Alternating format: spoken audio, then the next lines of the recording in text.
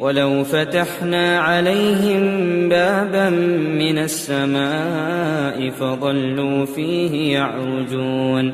لقالوا إنما سكرت أبصارنا بل نحن قوم مسحورون ولقد جعلنا في السماء بروجا وزيناها للناظرين